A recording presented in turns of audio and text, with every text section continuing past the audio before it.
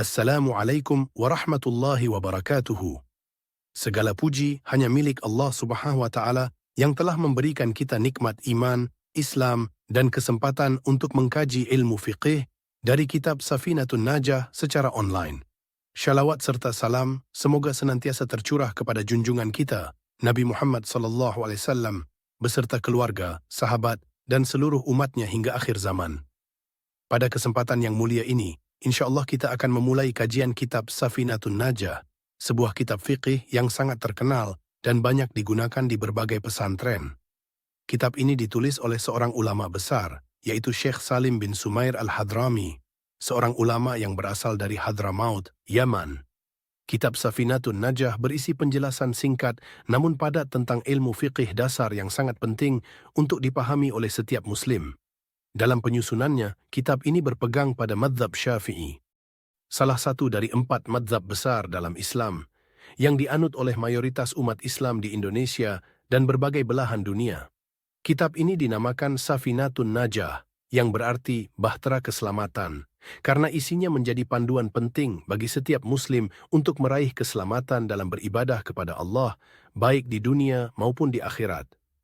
Semoga dengan mempelajari kitab ini, Allah memudahkan kita untuk memahami agamanya, mengamalkan ilmunya, dan meraih keberkahan di dunia dan akhirat. Mari kita mulai dengan niat yang ikhlas, dan semoga Allah memberikan kita taufik dan hidayahnya. Bismillahirrahmanirrahim. Alhamdulillahi rabbil alamin, wabihi nasta'inu ala umurid dunya wad-dain. Wa sallallahu wa sallama ala sayyidina Muhammadin khatamin nabiyyin, وآله وصحبه أجمعين ولا حول ولا قوة إلا بالله العلي العظيم. Bismillahirrahmanirrahim. Artinya, dengan menyebut nama Allah yang Maha Pengasih, lagi Maha Penyayang. Kalimat ini menjadi pembuka hampir setiap aktivitas seorang Muslim sebagai bentuk pengakuan bahwa segala sesuatu dimulai dengan pertolongan dan keberkahan dari Allah Subhanahu wa Ta'ala. Dalam basmalah terkandung 2 sifat Allah, yaitu 1. Ar-Rahman, yang Maha Pengasih, menunjukkan kasih sayang Allah yang luas untuk seluruh makhluk di dunia. 2. Ar-Rahim, yang Maha Penyayang, menunjukkan kasih sayang Allah yang khusus kepada hamba-hambanya yang beriman di dunia dan akhirat. Penjelasan sifat Ar-Rahman dan Ar-Rahim. Kedua sifat ini memiliki makna kasih sayang, tetapi terdapat perbedaan dalam cakupannya. Ar-Rahman, kasih sayang Allah yang bersifat luas, mencakup seluruh makhluk, baik yang beriman maupun tidak.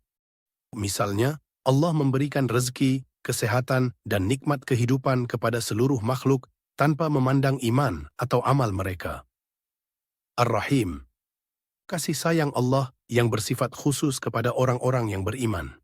Kasih sayang ini diwujudkan dalam bentuk petunjuk menuju kebenaran, kemudahan dalam beribadah, dan rahmat yang kekal di akhirat. Keutamaan membaca basmalah yaitu 1. Mendapat berkah dalam segala hal.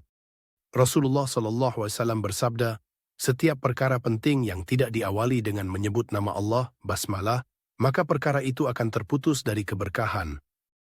2. Menghindarkan dari gangguan syaitan. Membaca basmalah akan melindungi seseorang dari gangguan syaitan, baik secara lahir maupun batin. 3. Memperoleh rahmat Allah. Dalam setiap pekerjaan yang dimulai dengan basmalah, seorang muslim menyerahkan urusannya kepada Allah, sehingga mendapat rahmat dan pertolongannya. 4. Memupuk keikhlasan. Membaca basmalah menanamkan niat untuk melakukan segala sesuatu karena Allah Subhanahu wa Ta'ala, bukan karena tujuan duniawi semata. Ada beberapa kisah teladan terkait dengan basmalah, yaitu 1. Ketika Nabi Sulaiman alaihissalam mengirim surat kepada Ratu Balqis, ia memulai surat tersebut dengan basmalah. Hal ini menunjukkan bahwa setiap urusan, bahkan dalam pemerintahan, harus dimulai dengan menyebut nama Allah agar mendapat keberkahan. Surat itu mampu melunakkan hati Ratu Balqis sehingga ia menerima kebenaran. 2. Suatu ketika, Rasulullah SAW melihat seorang anak kecil yang hendak makan tanpa membaca basmalah. Beliau segera menegurnya dengan lembut, "Wahai anakku, ucapkanlah bismillah. Makanlah dengan tangan kananmu, dan makanlah dari makanan yang terdekat darimu. 3. Dikisahkan ada seorang perempuan yang setiap hari membaca basmalah sebelum melakukan apapun. Suatu hari, ia dituduh mencuri kalung emas. Ketika ditanya, ia bersumpah dengan menyebut nama Allah bahwa ia tidak mencurinya. Setelah itu, si pencuri yang sebenarnya ditemukan dan kalung emas itu kembali kepada pemiliknya. 4. Dikisahkan ada seorang istri yang istiqomah membaca basmalah dalam setiap pekerjaannya, bahkan dalam hal-hal kecil seperti memasak atau menjahit. Suatu hari, suaminya menguji keikhlasan istrinya ini. Saat istrinya sedang mencuci pakaian, suaminya diam-diam memasukkan dompetnya yang berisi uang ke ember cucian. Setelah mencuci, istri itu kaget menemukan dompet suaminya tetap kering, tidak basah sedikit pun. Ketika suaminya bertanya apa rahasianya, istri itu menjawab, "Aku hanya membaca Bismillahirrahmanirrahim saat mulai mencuci. Allah lah yang menjaga semuanya." Kisah-kisah ini menunjukkan betapa besar keberkahan membaca basmalah secara istiqomah. Basmalah adalah doa yang mencakup permohonan keberkahan, perlindungan, dan pertolongan Allah dalam setiap aspek kehidupan. Alhamdulillahi Rabbil Alamin. Artinya, segala puji bagi Allah, Tuhan seluruh alam. Kalimat ini adalah pernyataan syukur kepada Allah Subhanahu wa Ta'ala atas segala nikmat yang telah diberikannya. Alhamdulillah. Segala bentuk pujian, baik dari lisan, hati, maupun perbuatan. Lillah. Pujian itu hanya milik Allah, karena Dia adalah satu-satunya zat yang layak dipuji. Rabbil Alamin. Allah adalah pemelihara, pencipta, dan pengatur seluruh alam, yang menunjukkan keesaannya. Dalam ilmu akidah, pujian kepada Allah Subhanahu wa Ta'ala memiliki kedudukan yang sangat agung. Salah satu kajian yang mendalam terkait pujian adalah pemahaman tentang hubungan antara sifat Allah yang qadim atau azali, tidak memiliki permulaan, dan makhluknya yang hadits atau baru diciptakan. Berikut adalah penjelasan 4 jenis pujian dalam konteks ini. 1. Puji qadim ala qadim, yaitu pujian Allah kepada dirinya sendiri. Ini adalah pujian Allah atas dirinya sendiri yang bersifat qadim. Misalnya, Allah memuji dirinya dalam Al-Quran, seperti dalam ayat Alhamdulillahi Rabbil Alamin, yang artinya, segala puji bagi Allah, Tuhan seluruh alam. Pujian ini menunjukkan kesempurnaan Allah yang tidak bergantung pada siapapun. Allah tidak memerlukan pujian dari makhluknya, namun tetap memuji dirinya sebagai bentuk pengajaran kepada makhluk. 2. Puji qadim ala hadits, yang artinya pujian Allah kepada makhluknya. Ini adalah pujian Allah kepada makhluknya yang bersifat hadits atau baru. Contohnya adalah ketika Allah memuji para nabi, orang-orang saleh, atau amal kebaikan manusia. Dalam Al-Quran, Allah Subhanahu wa Ta'ala memuji Nabi Muhammad SAW dalam firman-Nya. Dan sesungguhnya engkau, Muhammad, benar-benar memiliki akhlak yang agung.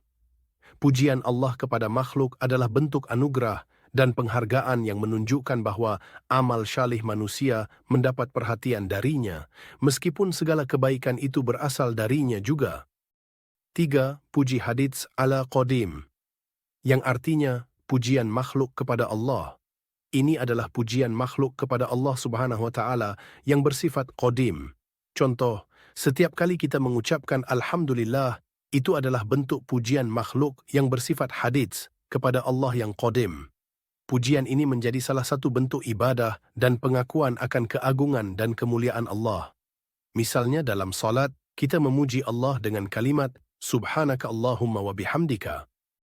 4. Puji hadits ala hadits, yang artinya pujian makhluk kepada sesama makhluk. Ini adalah pujian yang dilakukan makhluk kepada makhluk lainnya. Contoh, ketika seseorang memuji orang lain atas kebaikannya, seperti mengatakan, kamu adalah orang yang dermawan, atau Alhamdulillah, hasil kerjamu sangat baik. Pujian ini diperbolehkan dalam Islam, tetapi harus dilakukan dengan niat yang baik dan tidak berlebihan, sehingga memicu rasa sombong atau ria pada pihak yang dipuji. Rasulullah pernah bersabda, berikanlah pujian pada orang yang memang layak, tetapi jangan sampai pujianmu membuat mereka terlena. Kesimpulan, keempat jenis pujian ini menggambarkan hubungan Allah Subhanahu wa Ta'ala sebagai zat yang sempurna dengan makhluknya yang lemah. Sebagai hamba, kita diajarkan untuk memahami bahwa semua pujian sejatinya bermuara kepada Allah Subhanahu wa Ta'ala.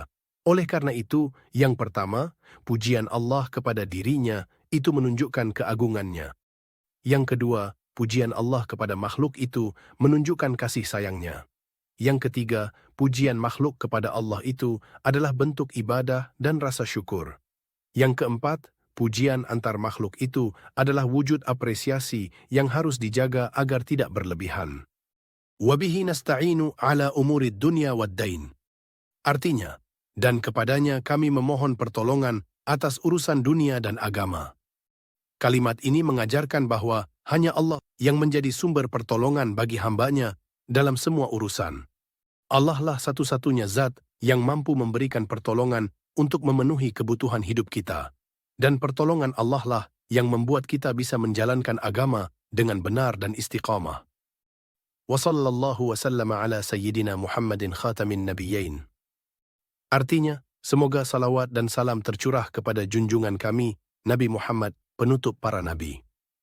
Kalimat ini adalah bentuk penghormatan kepada Rasulullah yang membawa risalah Islam kepada seluruh umat manusia. Shallallahu. Permohonan agar Allah memberikan rahmat dan kemuliaan kepada Rasulullah Shallallahu Alaihi Wasallam. Sallama. Permohonan agar Allah menjaga keselamatan Rasulullah, baik saat hidup maupun setelah wafat. Sayyidina Muhammad menyebut Nabi Muhammad SAW sebagai junjungan kita yang harus kita teladani. Khatamun Nabiyyin. Rasulullah adalah penutup para nabi yang mengakhiri risalah kenabian dengan syariat Islam. Wa alihi wa sahbihi ajma'in. Artinya, serta kepada keluarga dan sahabatnya seluruhnya. Kalimat ini adalah doa yang diperuntukkan bagi keluarga Rasulullah atau Ahlul Bait dan para sahabat yang setia mendampingi perjuangan beliau. Alihi, keluarga Rasulullah SAW termasuk istri, anak dan kerabat beliau yang beriman. Sahbihi, sahabat Rasulullah SAW yang berjuang bersama beliau dalam menegakkan Islam. Ajma'in, semua keluarga dan sahabat tanpa terkecuali. Wala hawla wala quwwata illa billahil aliyyil azim. Artinya, dan tidak ada daya dan kekuatan kecuali dengan pertolongan Allah yang maha tinggi lagi maha agung. Kalimat ini adalah bentuk pengakuan kelemahan manusia dan kebergantungan total kepada Allah Subhanahu wa Ta'ala. La hawla. Tidak ada kemampuan untuk menghindari keburukan tanpa izin Allah. Wala quwwata. Tidak ada kekuatan untuk melakukan kebaikan tanpa pertolongan Allah. Illa billah.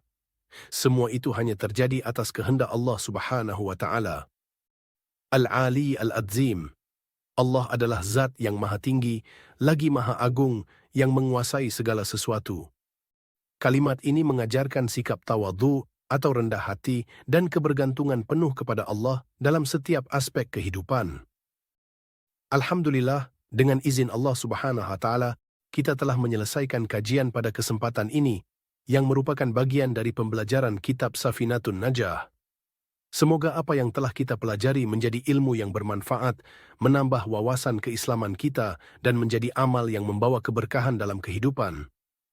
Kami juga memohon maaf jika dalam penyampaian terdapat kekurangan atau hal yang kurang berkenan. Semoga Allah Subhanahu wa Ta'ala memberikan taufik kepada kita semua untuk memahami, mengamalkan, dan menyebarkan ilmu yang telah kita dapatkan hari ini. Sebagai penutup, mari kita akhiri dengan doa kafaratul majlis. Subhanakallahumma wa bihamdika, ashhadu an la ilaha illa anta, astaghfiruka wa atubu ilaika. Maha suci Engkau ya Allah, dan dengan memujimu, aku bersaksi bahwa tiada Tuhan selain Engkau, aku memohon ampun dan bertaubat kepadamu. Sampai jumpa di pertemuan selanjutnya. Wassalamualaikum warahmatullahi wabarakatuh.